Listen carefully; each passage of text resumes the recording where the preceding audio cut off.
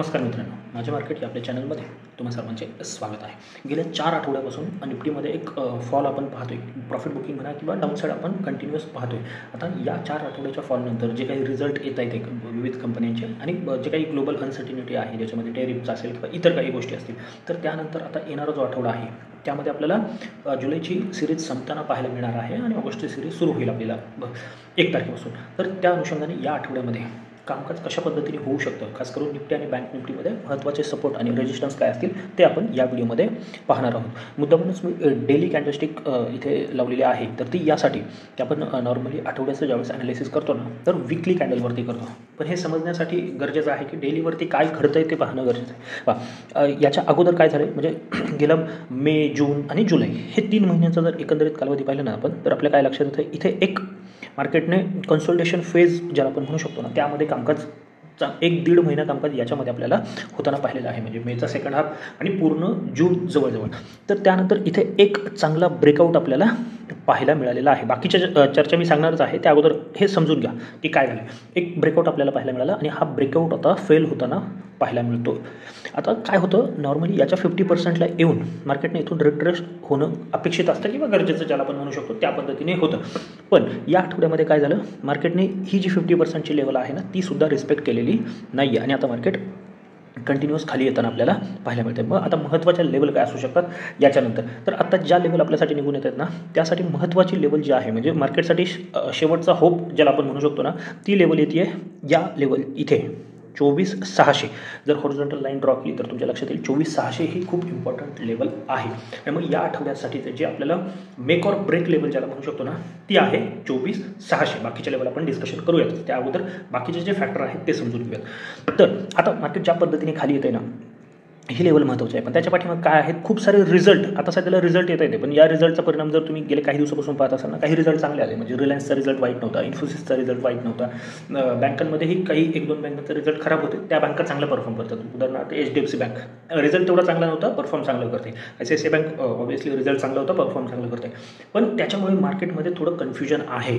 मागच्या आठवड्यामध्येही जर तुम्ही ॲनालिसिस पाहिलं असेल, नसेल पाहिलं तर एकदा जाऊन चेक करा, फक्त संदर्भासाठी. आता त्याचा काही उपयोग नाही आहे, पण संदर्भासाठी चेक करून पहा. तिथे काय सांगितलं होतं की काही जरी दिसत असलं ना, तरी आपला बायस थोडा बायस म्हणजे त्या पद्धतीचा बायस नाही आहे की बायस घेऊन मार्केटमध्ये जायचं, पण ज्या पद्धतीचा चार्ट दिसतोय त्यानुसार आपण थोडं या आठवड्यासाठी निगेटिव्हवरतीच कॉन्सन्ट्रेट करणार आहोत. अपसाईडला मार्केट जाते तर थोडा प्रेशर राहू शकतो. वरती जरी क्लोज झालं तरी जास्त वरती जाणार नाही, परंतु डाऊन साईड थोडं वाटत आहे मार्केटमध्ये आणि तसंच होताना पाहायला मिळेल. मार्केटने ट्राय नक्कीच केलं.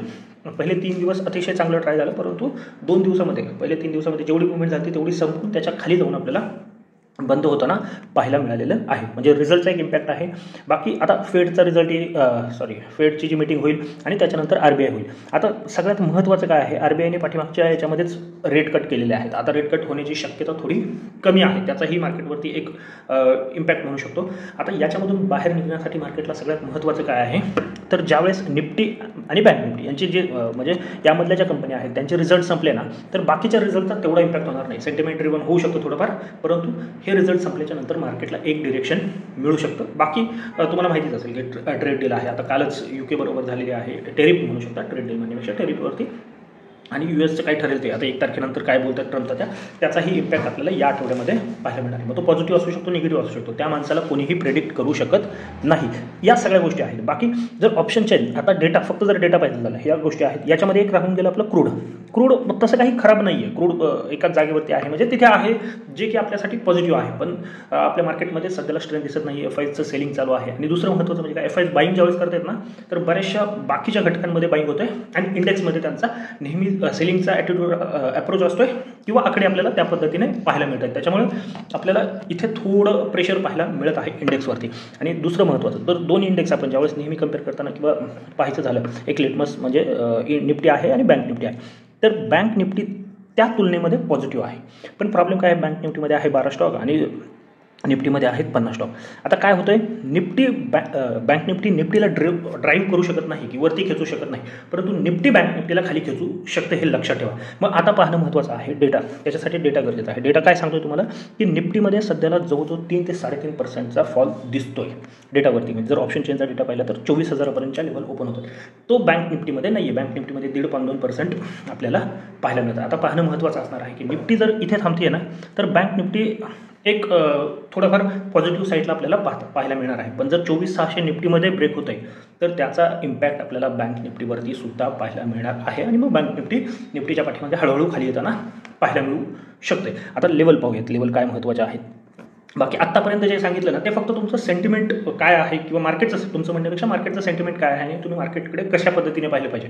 नंतर काय होतं, एखादी ग्रीन कॅन्डल बनताना पाहिली ना तर बरेच जण त्याच्या पाठीमागे वाहत जातात. बरेच जण म्हणजे माझंही स्वतःच उदाहरण सांगतो, ज्यावेळेस 25,130 माझ्यासाठी इम्पॉर्टंट लेवल होते आणि त्याच्यावरती जसं बंद झालं ना तर मी सुद्धा थोड्याफार प्रमाणामध्ये मार्केटसाठी पॉझिटिव्ह झालेलो होतो आणि इथे बाईंग केलं. तर या कॅन्डलमध्ये लॉस झाला थोडंफार ओपनिंगला, पण एक्सपायरी असल्यामुळे पुट घेऊन, ही गुरुवारची कॅन्डल आहे, इथे पुट घेतले आणि अगदी सकाळी पुट घेतल्यामुळे ते अगदी 8x 10x पर्यंत ते जाताना पाहायला मिळाले. म्हणून तो लॉस काही वाटला नाही तेवढा. पण इथे मला सुद्धा वाटलं होतं की मार्केट आता महत्त्वाच्या लेवलला सपोर्ट घेतला आणि इथून वरती जायला पाहिजे, परंतु तसं होत नाही आहे. मार्केटमध्ये कन्फ्युजन आहे, पुन्हा एकदा सांगतो. मागच्या आठवड्यामध्ये हे समजून सांगितलं, ऑप्शन बायरसाठी थोडी चिंताजनक परिस्थिती आत्ता आहे.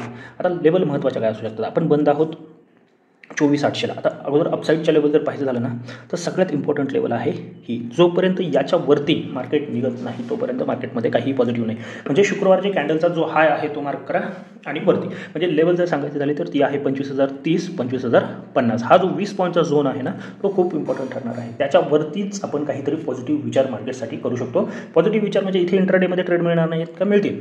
तिथे तुम्ही कॉलही घेऊ शकता, पुटेही घेऊ शकता, दोन्ही संधी मिळतील.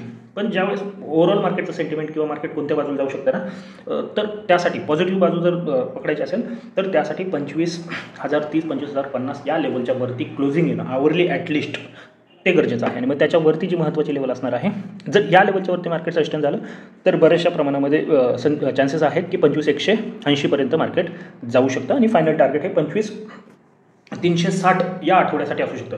हा अगदीच काही ट्रम्प त्याने काही झालंच 1 तारखेला तर ते शक्यतो 1 तारखेला किंवा 31 तारखेला होईल. मग एखादा दिवस आपल्या हाती असेल तो ऑगस्ट सिरीजमधला असू शकतो, त्यावेळेस मी डेली अनालिसिसच्या व्हिडिओमध्ये सांगेल. पण आत्तासाठी आपल्याला अगदीच पॉझिटिव्ह असेल, अगदीचा शक्यता कमी आहे, म्हणजे 10% पर्सेंटेज घेऊन चालत, पर्सेंटेजमध्ये बोलायचं झालं तर 10%.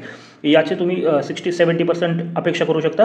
आणि जर हे आलं तर इथून तुम्ही मग 80%. लक्षात घ्या, हे आल्याच्या नंतर हे 80% आहे. याचीच अपेक्षा आता आपल्याला 60 ते 70% आहे की त्याच्यावरती मार्केट क्लोज होईल. या पद्धतीने थोडं अपसाईडला क्रिटिकल आहे, म्हणजे याचा अर्थ सगळंच निगेटिव्ह आहे का या आठवड्यामध्ये नाही. फक्त काय होऊ शकतं, जी महत्त्वाची लेवल आहे ती टेस्ट होऊ शकते आणि ती लेवल आहे 24,600. मग आता डाऊन साईडचे लेवल काय महत्त्वाचे असू शकतात.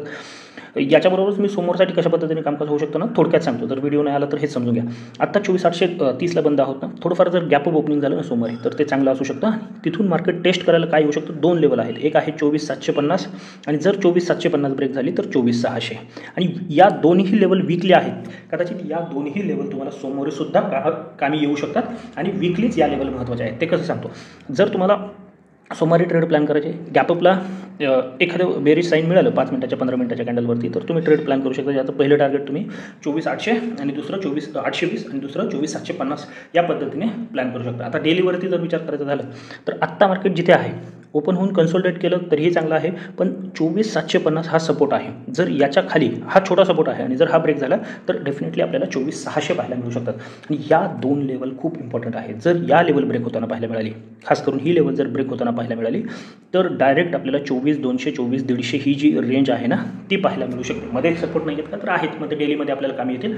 पण जर मोठ्या टाईम फ्रेमवरती पाहायचं झालं तर ही लेवल आपल्यासाठी ओपन होते. म्हणजे 3-3.5%चा आपण बोललो ना ती 24,000ची लेवल आहे. म्हणजे त्या दिशेने मार्केट जायचा प्रयत्न करू शकतं. म्हणजे या आठवड्यासाठी अपसाईडचे लेवल सांगितलेले आहेत. डाऊनसाईड अगदी छोटे छोटे आहेत. म्हणजे 24,750 हा पहिला सपोर्ट आहे आणि 24,600 हा इम्पॉर्टंट सपोर्ट आहे.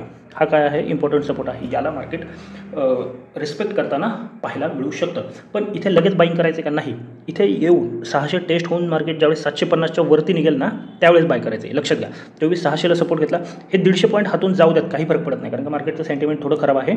मग इथे सपोर्ट घेऊन जर मार्केट पुन्हा 750च्या वरती जर एखाद्या दिवसाची क्लोजिंग देते ना तर मग तुम्ही वीकली बेसिसवरती बाईंगचा विचार करू शकता. आणि मग हे करेक्शन जे आहे ना मार्केटचं ते पूर्ण होताना आपल्याला 24,600च्या जवळ पाहायला मिळणार आहे. पण जर 24,600 ब्रेक झालं तर कंडिशन अजून खराब होऊ शकते आणि मग तुम्हाला 24,200 पर्यंतच्या लेवल पाहायला मिळतील.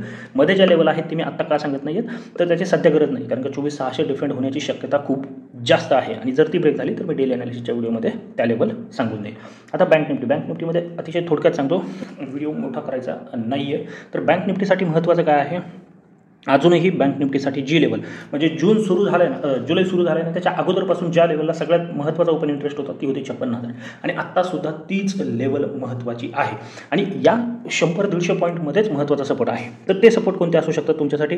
तर महत्त्वाची जी रेंज आहे किंवा महत्त्वाचा जो सपोर्ट आहे, पहिला सपोर्ट तुमच्यासाठी येतो 56,050 आणि दुसरा आहे 55,900. ही 150 पॉईंटचं बँक निफ्टीमध्ये 150 पॉईंट खूप जास्त नाही आहेत, परंतु तीच लेवल जसं इथे 24,750 आणि 24,600 आहे ना, तसं इथे 56,050 आणि 55,900 या लेवल आहेत, हे लक्षात ठेवायचं आहे. या लेवल जर डिफेक्ट होत आहेत ना, तर बँक निफ्टी चांगलं परफॉर्म करू शकते. पण जर 24,600 ब्रेक झालं तर बँक निफ्टीमध्ये सुद्धा एक फॉल आपल्याला पाहायला मिळू शकतो. या 2 लेवल सपोर्टसाठी आहेत. जर 55,900 ब्रेक झालं तर 55,550 ही एक लेवल ओपन होती तुमच्यासाठी आणि त्यानंतर मग अगदी 55,150 पर्यंतचा प्रवाससुद्धा आपण पाहू शकतो. बँक निफ्टीमध्ये तेवढा मोठा फॉल सध्या तरी दिसत नाही आहे, पण अगदी फायनल लेवल जी आपल्या हाती असायला पाहिजे ती आहे 54,500ची. हे लक्षात ठेवा. याची गरज कधी पडेल? ज्यावेळेस बँक निफ्टीमध्ये 24,600 ब्रेक होतील त्यावेळेस आपल्याला 54,500ची आवश्यकता पडणार आहे. ते मी आपल्या डेली अनालिसिसच्या व्हिडिओमध्ये सांगून देईन. आता अपसाईड कुठे आहे? ॲटलिस्ट 56,800 जोपर्यंत ब्रेक होत नाही तोपर्यंत अपसाईडचा विचार करायचा नाही. तोही इंट्राडे किंवा 1-2 दिवसासाठीच आपल्याला ब्रेकआउट असेल किंवा तिथे बाईंग करायचं आहे. ॲक्च्युअल बाईंग जे होणार आहे ते आहे ती लेवल तुमची येते 56,150. लक्षात घ्या, सॉरी 57,150, 56 म्हटलं चुकून, 57,150च्या वरतीच आपल्याला ॲक्च्युअल बाईंग पाहायला मिळणार आहे. म्हणजे इथून जवळजवळ 600 ते 700 पॉईंट आणि त्याच्यावरती जर आपल्याला बँक निफ्टी क्लोजिंग देताना किंवा सस्टेन करताना पाहायला मिळते तर मग 57,500 एक लेवल आहे आणि 57,800 पर्यंतचा प्रवास आपण पाहू शकतो. बाकी एक्स्ट्रा काही करण्याचा प्रयत्न करू नका. ऑप्शन बायरसाठी थोडं डिफिकल्ट आहे. कदाचित या आठवड्यामध्ये एक मुवमेंट आपल्याला पाहायला मिळू शकते. ते अपसाईड असू शकते किंवा डाऊन साईड असेल हे पाहायला मिळू शकते आणि ऑगस्टपासून एक चांगली वोलेटाईल मार्केट आपल्याला पाहायला मिळण्याची शक्यता आहे. पण या आठवड्यामध्ये थोडं सावध. महत्त्वाच्या सपोर्टजवळ आहे तिथे थोडं रिस्पेक्ट द्या मार्केटला.